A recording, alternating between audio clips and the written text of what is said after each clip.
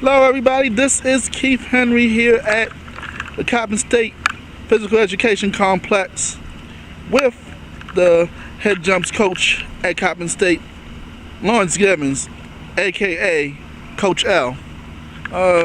Coach L, here to talk about Mr. Shane Green. I'm calling him Mr. Excitement because it came down to his last jump again to not only qualify for NCAA Championships, he breaks the school record yet again. I think it's like the fourth time this season, third or fourth time?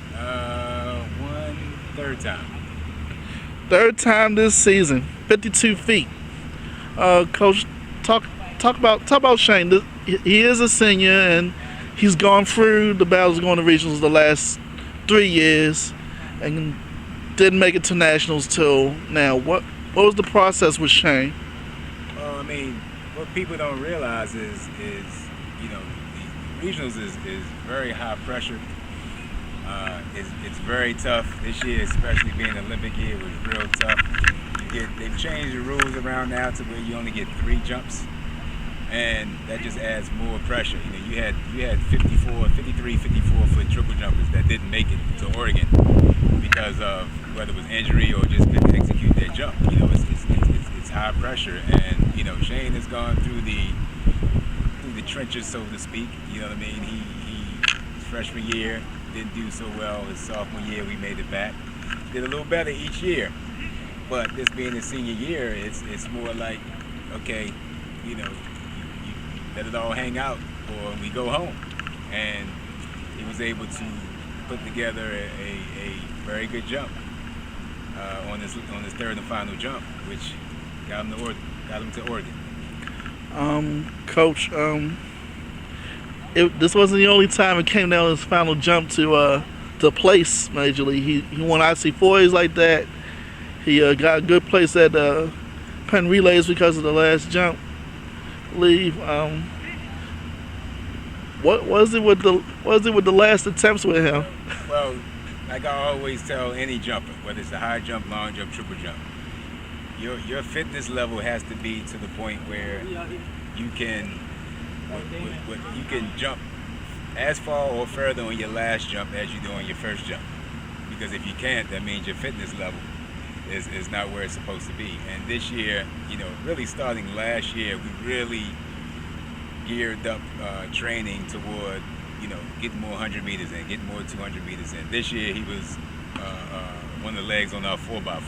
You know what I mean? So his 400 strength has gotten, you know, that enabled him to get a lot stronger, a lot more fitter, and it showed in his races, and it also showed in his jumping performances. So this year, I think he really capitalized on that because he put in, you know, a lot of effort. You know, you're not going to find many jumpers that wants to run a leg on the 4x4 every week.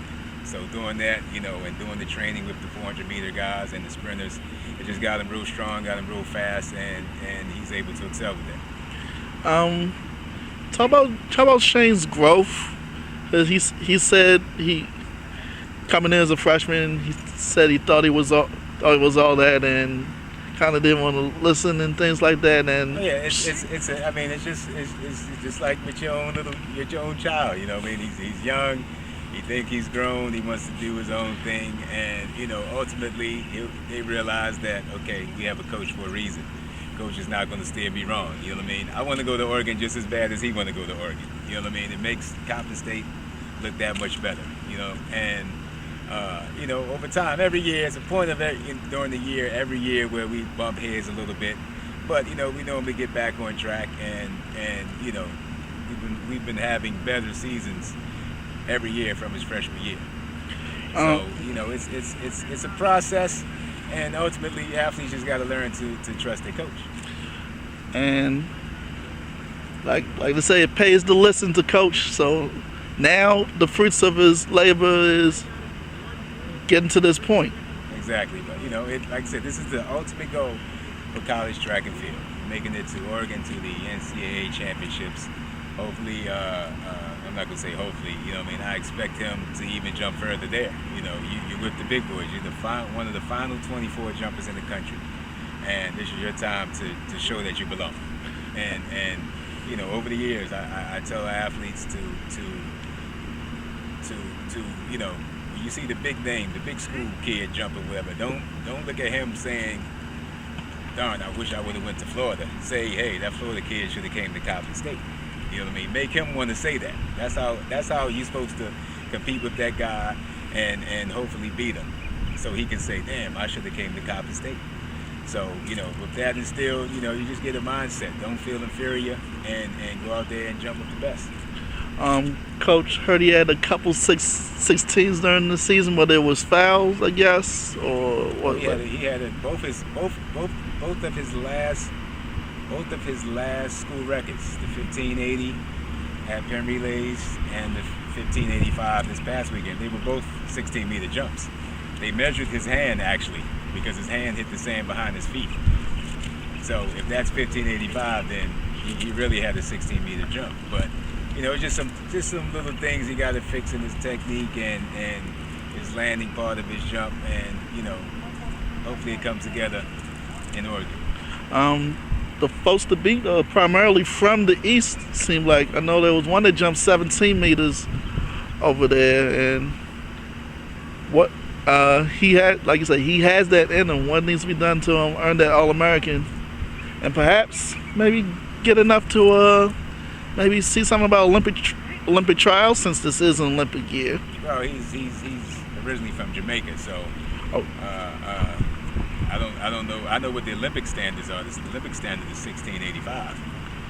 So I guess for most of the smaller countries or whatever, the closer you can get to that number, the better shot that you have of them selecting you. So hopefully he can jump something big in Oregon, and see what happens. But he's far from done. He's a young guy. He has many more years to jump if he wants to continue to jump. So what has Shane meant to you as far as him being growing from freshman to senior, and he's graduated now, he's got his degree? Well, the ultimate goal is graduation, because you're not going to do track and field all of your life. You got to get out in the work world and work for 30 years. And all of my guys over the years, they're like sons. They start off as freshmen, think they know it all, then they realize they don't know it all, and it just comes full circle. But the ultimate goal is graduation and earning your degree, and also having success in the track arena. You heard him, folks. This is Coach Al, a.k.a. Lawrence Givens, jumps coach here at Coppin State University. Shane Green's again going to the Nationals. Thanks so much, Coach. Hopefully next time we talk, he would have earned All-American. Hopefully we got an All-American on our hands. All right, Coach. Thanks so much.